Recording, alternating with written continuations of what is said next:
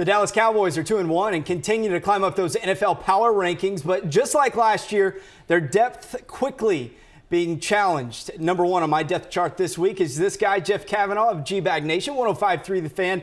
Now, you guys had Jerry on this morning. Ask about Dez. He didn't offer up the goods. Neither did Garrett yesterday. History tells us when it comes to the Cowboys and they're quiet about injuries, that's not a good sign.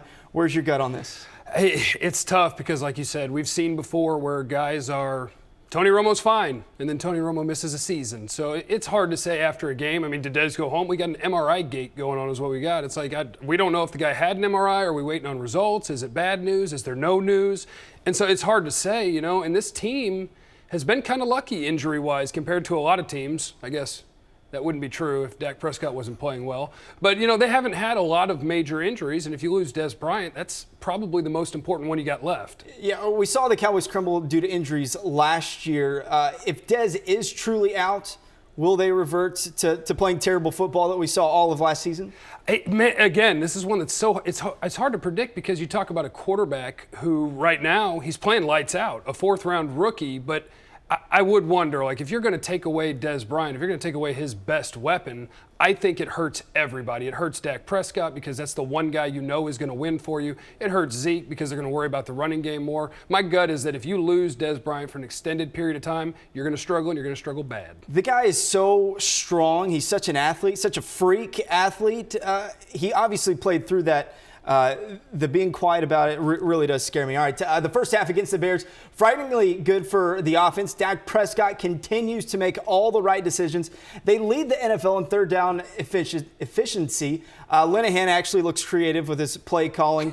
And is there anything that this guy can't do? Because he hasn't struggled. He really hasn't. If there is, we haven't seen it yet. You know, I studied the guy coming out of college, and much like I think every NFL team, we thought he was about a fourth-round player, and, you know, you'll see what happens. But you put a guy in a spot with the Cowboys where he's got great protection, he's got weapons, he's got a running game, and it's all of his flaws seem to melt away. Now, the bump is going to come. You don't want to put that expectation on Dak Prescott where you're a franchise quarterback. You're a fourth-round rookie. But so far, whatever test you put in front of him, Dak Prescott has aced it. If Prescott continues to do what he's doing now, how much longer can this thing go to where it would be a massive disruption within the locker room to put Tony Romo back in when he's healthy?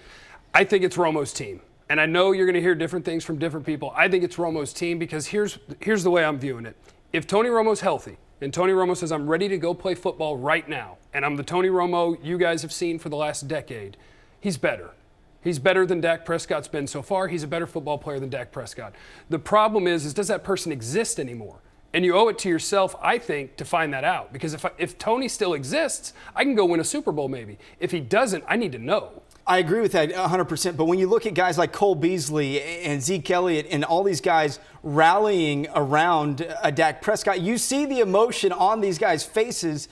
But then if Tony comes back in and does struggle, how big of a combustion type thing do you think that happens? I think it'll put you in a tough spot because somebody's going to have to make the decision. Because if Tony Romo comes back, project whatever record you want through, 7 games? If he's won 4 or 5 of them and Tony comes back and struggles, it could very well be the end of Tony Romo as a Dallas Cowboy because then you start talking about money, you start talking about who gives us the best chance to win, and it could set up to get really, really awkward. But Tony's going to get his shot. It's still his team for the moment. Who's the quarterback week 1, 2017? Dak Prescott.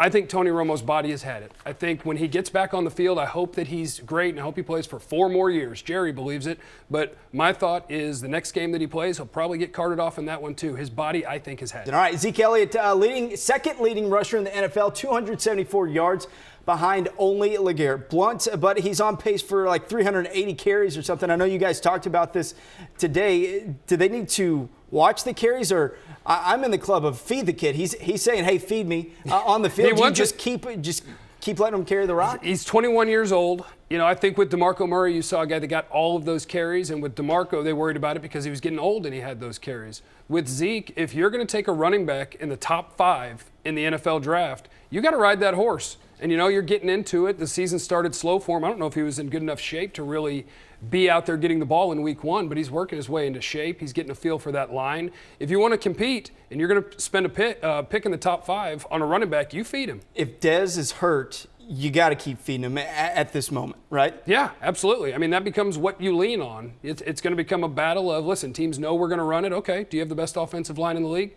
You got a top 5 pick back there? That's what's got to carry us. Still best O-line in the league with Ron Leary coming back in? I don't think Ron Leary's a downgrade. I think Ron Leary, a year ago at camp, we watched Ron Leary, and they'd gotten Lyle Collins, and everybody was excited. We watched Ron Leary, and I thought he was the better player. But, it's much like if you use a high pick. I know Collins had his situation in the draft that made him undrafted, but, the team probably said, if you come here, we're going to get you on the football field. And he's a good player, too. But this is why they didn't trade Ron Leary earlier, is because they knew that, unlike most teams in the NFL, if we lose an interior offensive lineman, we've got a good starter that's not even playing for us. Defense allowing 20 points a game, you good with them? Yeah, that works for me. Especially when you look up and down the roster. Like, let's compare the talent to some of the good defenses in the league. I look up and down and I say, this isn't a talented defense. To me, the best guys so far have been Terrell McClain, the defensive tackle, who normally can't stay healthy. He's been good. Mo Claiborne, Byron Jones, and Sean Lee.